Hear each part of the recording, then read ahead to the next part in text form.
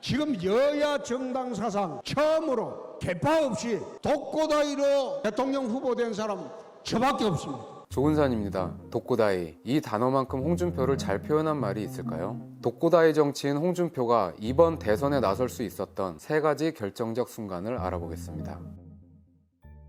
1996년 1월 25일 밤, 노무현, 유인태 등 민주당 전현직 의원 9명은 모래시계 검사로 이름을 날린 홍준표의 집을 찾아갑니다. 그를 민주당에 데려오기 위해서였죠. 당시 노무현은 홍준표에게 우리 보고 뭐 스타라고 하는데 당신이나 나나 스타는 무슨 스타냐고 동질감을 드러냈다고 하죠.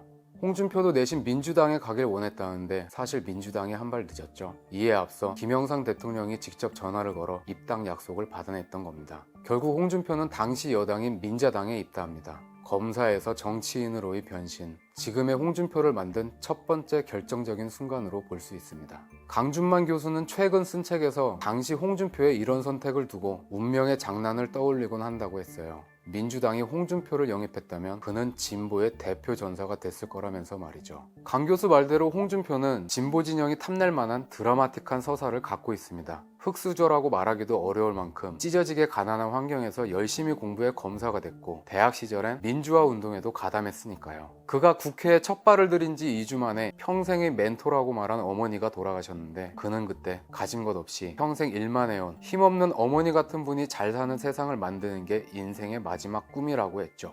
적어도 홍준표의 정치적 목표는 힘없고 가난한 자들을 위한 정치였던 것 같습니다. 진영은 달랐지만 노무현과 같은 길을 걷고자 했는지도 모르죠. 그럼 홍준표는 자신이 원하지 않는 보수의 길을 어쩔 수 없이 갔던 걸까요? 그건 아니라고 봅니다. 어쩌면 홍준표는 보수의 피를 갖고 태어났을지도 모릅니다. 운명이 기지를 이끈 거죠. 사실 홍준표도 과거엔 진보적인 정책들을 꽤 냈습니다. 2008년엔 반값 아파트 법안을 냈고 2010년엔 서민금리 부담을 낮춰주는 정책도 내놨죠. 또 어려운 사람들의 대학 등록금 부담을 덜어주자는 법안도 냈습니다. 물론 그렇다고 그가 진보적인 정책만 내놓은 건 아닙니다. 경남도지사 시절 그는 진주의료원을 폐쇄했습니다. 당시 그는 공공의료 확충과 공공병원 확충은 전혀 다른 개념이라면서 철밥통 귀족노조만을 위한 병원을 없애고 저소득층에게 도움을 주는 공공의료 정책을 시행하겠다라고 했죠. 또 다음해엔 무상급식 예산 지원 중단을 선언하면서 좌파들의 왜곡된 복지관 때문에 오히려 가난한 사람들이 기회가 줄었다. 공부하기 위한 학교가 아니라 밥 먹기 위한 학교를 만들었다고 했어요. 진보 진영에서 애들 밥 가지고 장난치지 말라며 엄청 욕먹기도 했죠. 이렇게 좌우 눈치 안 보고 양쪽에서 욕먹는 정책들을 밀어붙인 건 사실 정치인들에게 득될 게 없는 일인데 그는 정말 계파 없는 정치를 자랑스럽게 여긴 것 같습니다. 헌법상 독립기관인 국회의원이 계파 보스의 부하 노릇을 하는 건 자존심 상한다고도 했어요. 홍준표는 자존심의 문제라고 말했지만 저는 소신을 내비친 거라고 봅니다. 물론 세력이 없다는 비판 또한 일리는 있습니다. 대통령이 됐을 때 어떤 사람들과 어떻게 국정 운영을 하겠다는 건지, 야권에서 펼칠 공세에 어떤 사람들과 어떻게 대응하겠다는 건지 지지자들은 불안하기 때문이죠. 계파 없는 정치, 어쩌면 이건 홍준표의 장점이자 약점이 될지도 모르겠습니다. 사실 그의 이런 아웃사이더 기질은 정치를 시작하면서 갑자기 생긴 게 아닙니다. 검사 시절부터 이랬습니다. 그는 독고다이 정신으로 강인함 없이 살았다면 검사 때 이미 한국 사회에서 매장됐을 것이라고 했으니까요. 1982년 홍준표는 사법시험에 합격합니다. 청주지검에서 검사를 시작했는데 학벌 따지고 출신 따지는 검찰에서 주류로 살기 힘들었다고 합니다. 근데 이런 아웃사이더라서 모래시계 검사의 모델로 이름을 날릴 수 있었지 않았나 싶기도 합니다. 주류였으면 여기저기 눈치 보며 못했을 수사가 많았으니까요. 홍준표가 본격적으로 검사로 이름을 날린 건 1988년부터입니다. 서울지검 남부지청에서 50 권력 비리 청산 수사를 맡았는데 전두환이 형 전기환, 이학봉 전 청와대 민정수석이 노량진 수산시장의 운영권을 뺏는 과정에 청와대와 서울시, 국세청, 감사원, 치안본부 특수대 등이 줄줄이 엮인 걸 알고 수사를 벌입니다. 윗선에선 당시 정권에 위협이 되니 수사에 제동을 거는데 홍준표는 브레이크가 안 걸리는 꼴통 검사였습니다. 말을 안 듣죠. 결국 수사를 강행해 이들을 구속 기소하지만 홍제불능인 홍준표는 윗사람에게 찍혀 광주지검으로 옮겨갑니다. 근데 거기서 또 일을 열심히 해요. 이런 성과로 1992년 서울지검 강력부로 발령이나 그 유명한 슬롯머신 사건 수사를 맡습니다. 당시 슬롯머신장을 운영하던 정덕진은 정관계 유력 인사들에게 전방위적인 로비를 벌였는데요. 홍준표는 먼저 정덕진을 탈세 혐의로 구속시키고 정관계 로비 내사를 이어가죠. 온갖 권력의 협박과 압력에도 안기부 기조실장 엄상탁, 천기호 치안감, 이건계 대전고검장을 비리와 뇌물수수 혐의로 구속 기소합니다. 이때 육공 황태자라고 불렸던 박철원도 잡아넣죠. 이후 홍준표는 안기부에 파견 나갔다가 검찰로 돌아오려는데 여의치 않자 1995년 결국 검찰복을 벗습니다. 야권 1, 2위를 다투고 있는 윤석열과 홍준표, 이 두 사람이 모두 검사인 건 우연일까요? 진보 진영은 변호사 출신 대통령을 배출했는데 그건 아마도 약자의 편에 선 모습 때문이겠죠. 그래서 이재명 경기지사가 여권의 유력 대선 후보가 될 수 있었던 거고요. 그리고 검사 출신 야권 후보가 선전하는 지금의 모습들 역시 공정과 정의를 원하는 국민의 열망이 표출된 게 아닐까요?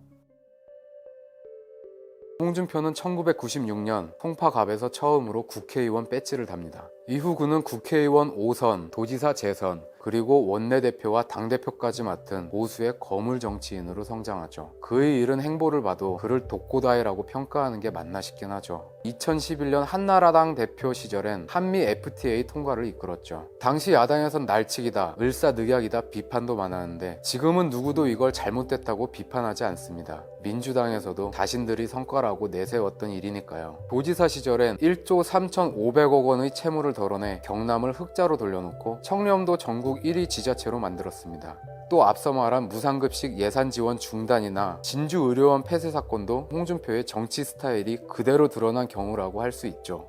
2017년 대선도 나갑니다. 박근혜 전 대통령 탄핵 이후엔 보수의 소방수로 긴급 투입돼 야권의 명맥을 이어갔다는 평가를 받기도 하죠. 한 번도 힘든 대권 도전을 두 번씩 나설 수 있었던 건 홍준표 자신만의 스타일을 수십 년 밀어붙인 그 뚝심이 한몫하지 않았을까 싶죠. 물론 개가 짖어도 기차는 간다는 그의 정치 스타일이 늘 긍정적인 평가를 받는 건 아닙니다.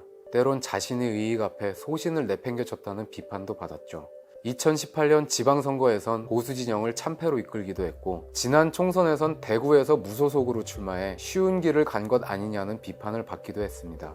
최근에는 조국 사태와 관련해선 가족 전체를 수사한 건 비겁했다면서 윤석열 전 검찰총장을 공격했습니다. 이후 조국 수홍이란 말까지 나오며 비판이 거세지자 홍준표는 결국 생각을 바꾸겠다며 한 발 물러섭니다. 그의 이런 자극적인 말들은 늘 쉽게 화제거리가 되죠. 그래서 충동적이다, 즉흥적이다 이렇게 보는 사람들도 많고요. 근데 정작 본인 생각은 좀 다른 것 같습니다. 난 그저 말을 좀 세게 했을 뿐인데 전부 막말로 취급해서 말하기도 힘들다. 노무현이나 트럼프가 품격이 있어서 대통령이 됐느냐고 항변하고 충동적이고 즉흥적인 사람이 검사, 국회의원, 도지사, 대선 후보가 될 수 있었냐며 반박하기도 했죠. 최근 젊은 세대들은 이런 홍준표의 직설적인 스타일에 환호하며 무야홍, 홍카콜라를 외치며 그를 지지하기도 합니다. 지난 대선 때 만든 한 애니메이션이 2030 세대에게 재평가되며 관심을 모으고 있기도 하죠. 높은 지지율이 이를 증명해주고 있습니다. 검사부터 정치인, 그리고 대선 주자까지 홍준표의 개성은 뚜렷합니다. 그의 정치적 역량도 이런 모습에서 비롯됐겠죠. 또한 그는 강한 사람입니다. 모래시계 검사로 유명세를 얻었을 때 누군가 그에게 어떻게 그 거대한 권력과 부패 앞에 당당히 맞설 수 있었나고 물었더니 그는 난 가진 게 없다. 따라서 잃을 것도 없다. 잃을 것이 없는 나는 두려울 게 없다 라고 말했습니다. 그리고 자기 말에 책임지듯 그는 결국 정치적 생명은 끝났다고 말할 수 있는 모든 순간을 지나옵니다. 물론 언어를 정제하고 중도층을 끌어들일 요소가 필요하다는 게 그를 바라보는 국민의 공통된 시각입니다. 또 당내 경쟁 후보들에 대한 공격을 줄이고 대여 투쟁에 적극적으로 임해야 한다는 지지자들의 목소리도 있죠. 이걸 의식했는지 홍준표는 최근 대장동 사태의 공격의 수위를 한층 높이고 있습니다.